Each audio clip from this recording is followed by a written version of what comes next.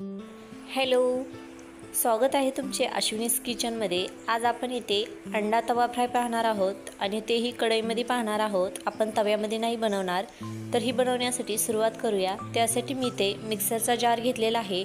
त्याच्यामध्ये 10 ते 12 लसणाच्या पाकळ्या, 1 इंच अद्रकचा तुकडा, 2-3 हिरव्या मिरचीचे तुकडे, तसेच थोडीशी कोथिंबीर आणि एक छोटा टोमॅटो याची मी प्युरी बनवून घेणार आहे।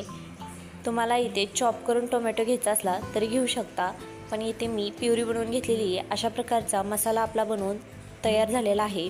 तर मी बॉईल केलेले 4 अंडे अशा प्रकारे कट करून आणि एक मोठा कांदा बारीक चॉप करून घेतलेला आहे। आता एका कढईमध्ये तेल गरम करायला ठेवलेले आहे। तेल 1 चमचा टाकल्यानंतर त्याच्यामध्ये मी बटर टाकलेले आहे। तेल जर तुम्ही अगोदर टाकले नंतर बटर टाकले तर आपले बटर जळत नाहीये। आधी बटर जर टाकले तर बटर जळले जाते। तर अशा प्रकारे हे बटर तेलामध्ये व्यवस्थित मिक्स करून घ्यायचे।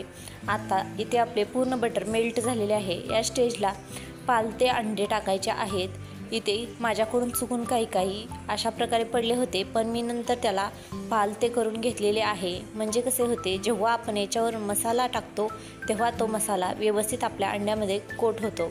तर हे पहा, मी आता माझे सगळे अंडे अशा प्रकारे पालते टाकून घेतलेले आहेत। आता याच्यावरून मी अर्धा चमचा हळदी पावडर, तसेच 1 चमचा कलरसाठी लाल मिर्च पावडर टाकलेली आहे।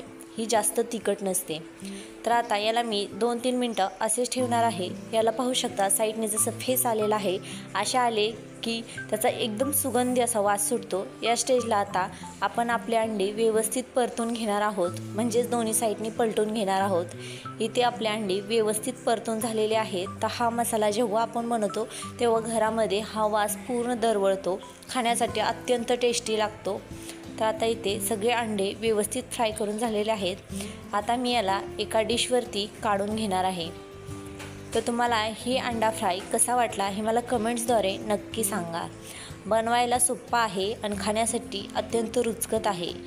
तुम्ही अशा प्रकारे नक्की ट्राय करून बघा। ही बनवण्यासाठी जास्त मसाला किंवा जास्त काही बनवायचे झंझट नाही आहे। तर इथे मी सगळे अंडे काढून घेतलेले आहेत। याच कढईमध्ये मी आणखी थोडे तेल घालणार आहे, म्हणजे साधारण 1 चमचा तेल घातलेले आहे। चॉप केलेला कांदा टाकलेला आहे। कांदा हलकासा गोल्डन होईपर्यंत व्यवस्थित भाजून घ्यायचा, म्हणजे आपला कांदा जेव्हा आपण तवा फ्राय बनवतो त्याच्यामध्ये व्यवस्थित असा कच्चापणा येत नाही, त्यासाठी हलकासा ब्राऊन झाला पाहिजे। आता इथे माझा कांदा हलकासा ब्राऊन झालेला आहे। या स्टेजला मिक्सरमध्ये बारीक केलेला मसाला टाकणार आहे। आता इथे आपले टोमॅटो कच्चे होते, त्याच्यामुळे आपल्याला हा मसाला थोडा शिजू घ्यायचा आहे। त्यासाठी मी ह्याला व्यवस्थित मिक्स केलेले आहे। तर याच्यामध्ये काही पावडर मसाले टाकणार आहे। तर अर्धा चमचा हळदी पावडर, 1 ते 1.5 चमचा लाल मिर्च पावडर, 2 चमचे धने पावडर, आणि इथे तुमच्याकडे जो चिकन मटन जो अवेलेबल असेल किंवा अंडा करी मसाला असेल तो तुम्ही 1 ते 2 चमचे ॲड करा, म्हणजे त्याने फ्लेवर छान येतो। आता इथे झाकण ठेवून मी याला 2 ते 3 मिनटं शिजू दिले। आता याचे पूर्ण पाणी याने ऑब्झर्व केलेले आहे। या स्टेजला मी आणखी थोडे पाणी टाकले, का तर टोमॅटो कच्चे होते, त्याने आंबटपणा कमी होण्यासाठी थोडे पाणी टाकून मी याला झाकण ठेवून आणखी 5 ते 8 मिनटं शिजू देणार आहे। तर जेव्हा 5 ते 8 मिनटं झाले तेव्हा हा मसाला आपला अशा प्रकारे बनवून रेडी झालेला आहे। ओपन केल्यानंतर ना हलके याला तेल सुटायला सुरू झालेले आहे, पण मी आणखी याला 2 मिनटं शिजू देणार आहे। आता इथे झाकण ठेवून मी 2 मिनटं शिजवून घेतलेले आहे। आता हे पाहू शकता हा मसाला पूर्णपणे बनवून रेडी झालेला आहे। एकदा ह्याला व्यवस्थित हलवून घ्या, म्हणजे आपल्याला आता याच्यामध्ये अंड्याचा वापर करायचा आहे। जे अंडे आपण फ्राय करून ठेवलेले होते ते याच्यामध्ये मिक्स करून घ्या। आता हे व्यवस्थित मसाला हलवून घ्या, म्हणजे आपल्या अंड्यामध्ये हा मसाला व्यवस्थित कोट होतो।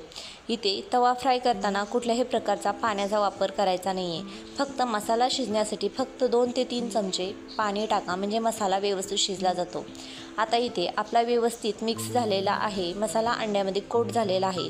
2 ते 3 मिनटं झाकण ठेवून याला थोडीशी वाफ आणा, म्हणजे जो अंड्याचा फ्लेवर आहे तो मसाल्यामध्ये येतो।